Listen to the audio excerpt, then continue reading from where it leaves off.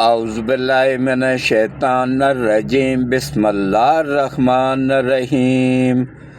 شروع کرتا ہوں اللہ کے بابرکت نام کے ساتھ جو دلوں کے حال بہتر جانتا ہے۔ میری طرف سے دیکھتی آنکھوں سنتے کانوں پوری یوٹیوب فیملی کو السلام علیکم ورحمۃ اللہ وبرکاتہ۔ پوری دنیا میں جہاں جہاں بھی مجھے لوگ سن رہے ہوتے ہیں میں ان کا تہ دل سے شکر گزار ہوں۔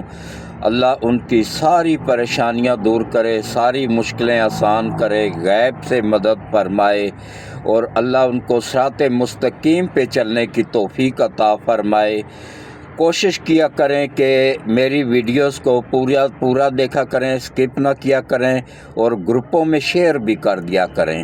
اور آج کی ویڈیو تو کسی صورت ایک سیکنڈ کے لیے بھی نہ سکپ کرنی ہے آپ لوگوں نے اور نہ ہی یہ چھوڑنی ہے، کیونکہ آج میں آپ لوگوں کو انتہائی اہم راز بتاؤں گا جو کہ ہو سکتا ہے ہفتے 10 دن بعد جب کھل کے سامنے آ جائیں گے تو پھر باقی چینل بھی دکھانا شروع کر دیں گے۔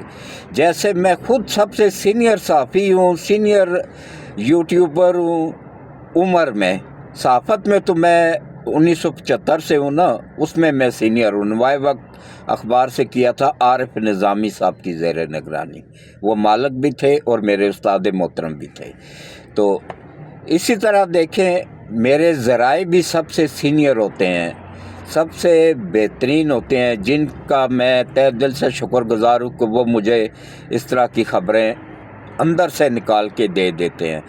اب جو ہمارے اداروں نے ثبوتوں کے ساتھ پکڑا ہے وہ یہ ہے کہ اب ایک باقاعدہ پلاننگ کے تحت فنڈز میں نے پچھلی 2-3 ویڈیو پہلے بتا دیا تھا، تقریباً 3 ہفتہ پہلے 3-4 دن پہلے کہ پوری کوشش ہو رہی ہے، ٹرمپ نے جاری کر دیا ہے فنڈز بھی۔ اچھا اب دیکھیں کہاں امریکہ اور کہاں غزہ کی زمین بھی ہڑپ کرنے کے چکروں میں ہے امریکہ۔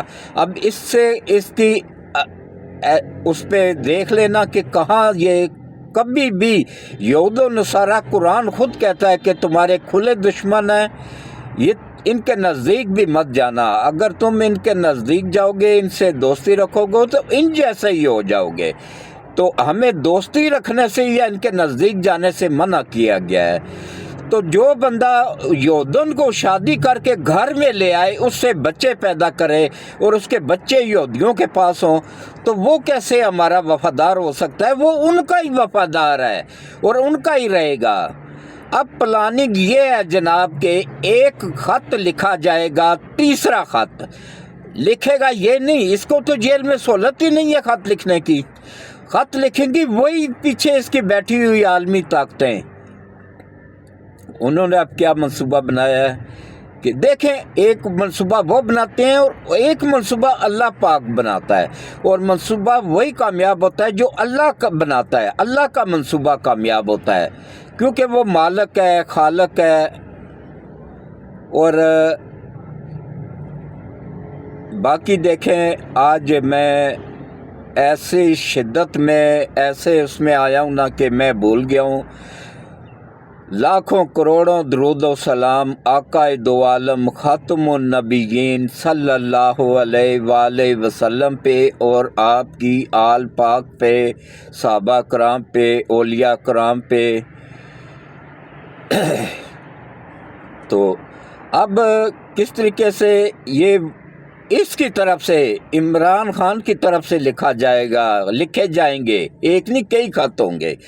اب 2 خط تو یہ لکھ چکے ہیں اس کی طرف سے وہی طاقتیں، اب تیسرا خط جو آئے گا نا اس میں یہ صرف آرمی چیف کو نہیں بھیجیں گے، ایئر فورس کے چیف کو بھی بھیجا جائے گا، آرمی چیف کو بھی بھیجا جائے گا، ایئر فورس کے چیف کو بھی بھیجا جائے گا، نیوی کے چیف کو بھی بھیجا جائے گا، ISI کے سربراہ کو بھی بھیجا جائے گا، اور IB کے سربراہ کو بھی بھیجا جائے گا، اور اسی طرح تمام ایجنسیوں کے سربراہوں کو بھیجا جائے گا۔ مقصد کیا ہے؟ اس میں منت ترلے ہوں گے، اس میں بڑی عاجزی کے ساتھ ریکویسٹ کی جائے گی کہ خدا را میں بہت بے بس ہو گیا ہوں، مجبور ہو گیا ہوں۔ یہ نہیں کہہ رہا ہوگا، یہ وہ عالمی طاقتیں کہہ رہی ہوں گی کہ کسی طریقے سے کوئی ایک آدھ افسر بھی ہمارے جال میں پھنس گیا تو پھر ہمارا کام بن جائے گا۔ یہ اندر سے توڑنے کی کوشش ہو رہی ہے فوج کو۔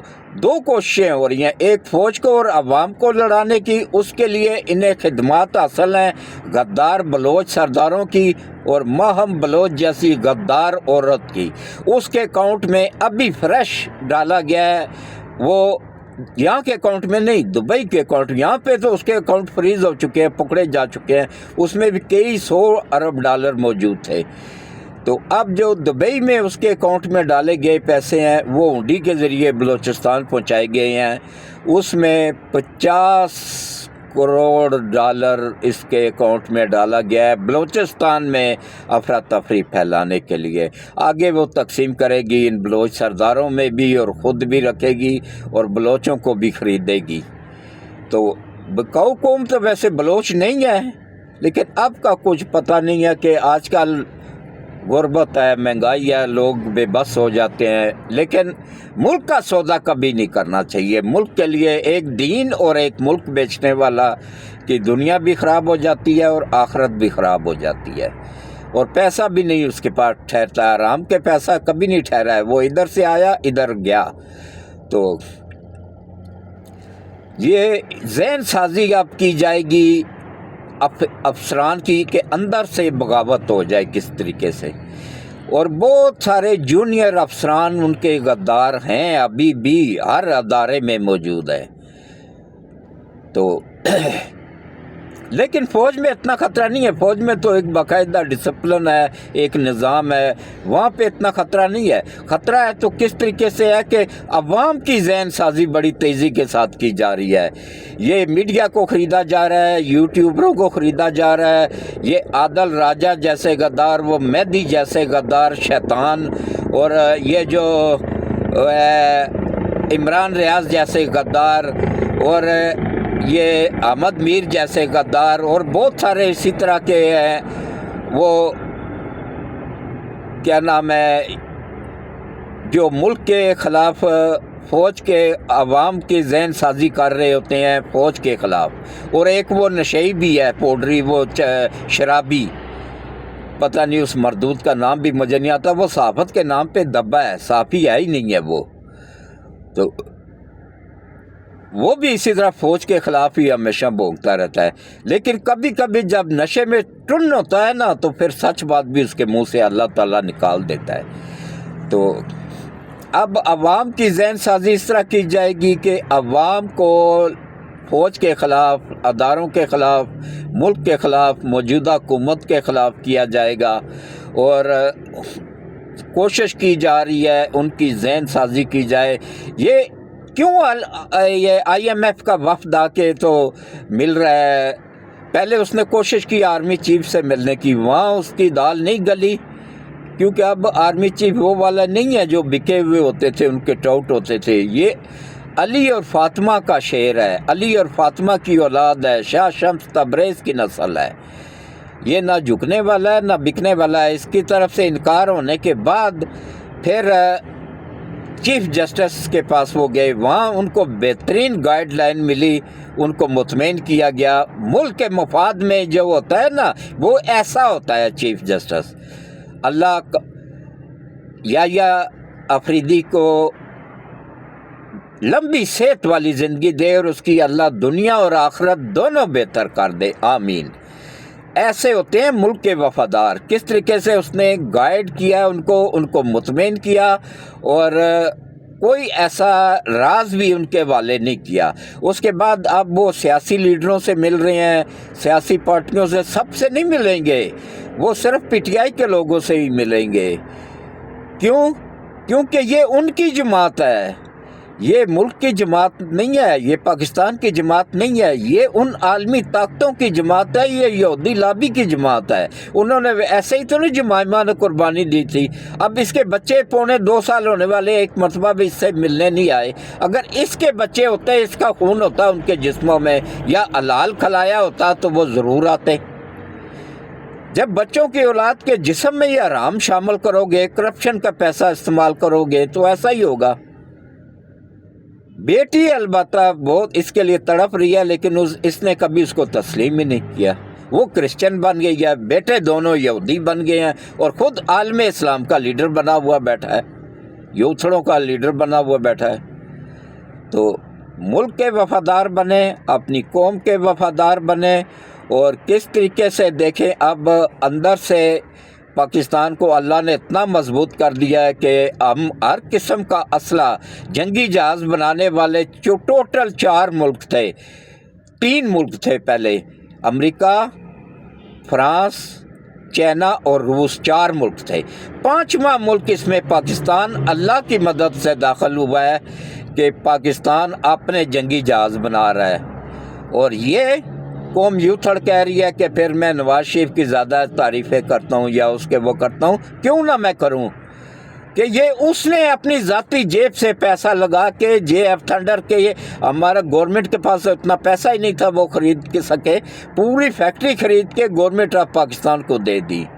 4 ہاسپٹل، وہ اتفاق ہاسپٹل اور شریف ہاسپٹل کے نام سے 2 اتفاق ہاسپٹل ہیں، 2 شریف ہاسپٹل ہیں، 4 شوکت خانم سے 10 گنا بڑے اسپتال وہ فری چلا رہا ہے، کوئی فیس نہیں لی جاتی، کوئی چندہ، کوئی زکوٰۃ کا پیسہ نہیں لیا جاتا ہے، اپنی جیب سے چلا رہا ہے، اتنا امیر ہے وہ۔ قوم یوتھڑ کو کیا پتہ کہ جب پاکستان بنا تھا اس وقت بھی یہ کھرب پتی تھے؟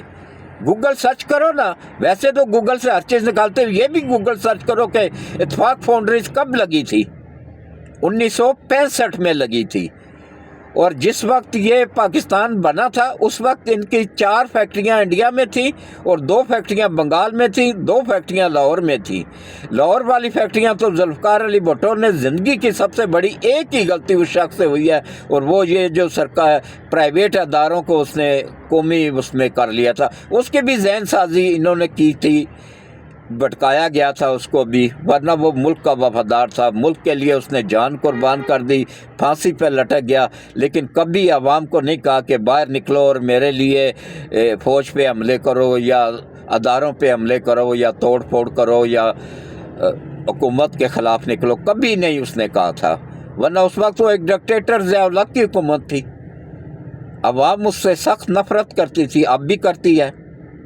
ڈکٹیٹروں سے عوام نے کبھی پیار نہیں کیا ہے، ڈکٹیٹر ہمیشہ ملک کے اور قوم کے دشمن ہوتے ہیں۔ یحییٰ خان دیکھ لیں، اب اس کی قبر پہ کوئی تھوکنے بھی نہیں جاتا ہے، اسی طرح ایوب خان کی قبر پہ بھی کوئی بھی نہیں جاتا ہے، دیکھ لیں، یہ ڈکٹیٹروں کا ایسا ہی انجام ہوتا ہے۔ مشرف کی تو قبر کا کسی کو پتہ بھی نہیں ہے کہ کہاں پہ اس مردود کو دفن کیا گیا، وہ جو لال مسجد کی بچیوں کا قاتل، حافظ قرآن بچیوں کا قاتل تھا۔ تو میں تو جو غلط کام کرے گا، چاہے وہ آرمی کا چیف ہو، چاہے وہ صدر ہو، چاہے وزیر اعظم ہو، چاہے موجودہ ہو، چاہے سابقہ ہو، چاہے کوئی بھی ہو نا، جو غلط کام کرے گا نا تو میں اس کے خلاف بولوں گا۔ میرا کام ہے کہ عوام کو حق سچ دکھانا، حق کی آواز بننا، سچ کی آواز بننا۔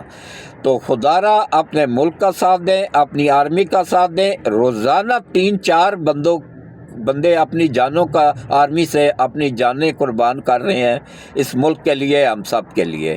اپنی آرمی کا ساتھ دیں، اپنی فوج کا ساتھ دیں، اور اس ملک کے وفادار بنیں، پاکستان کے وفادار بنیں۔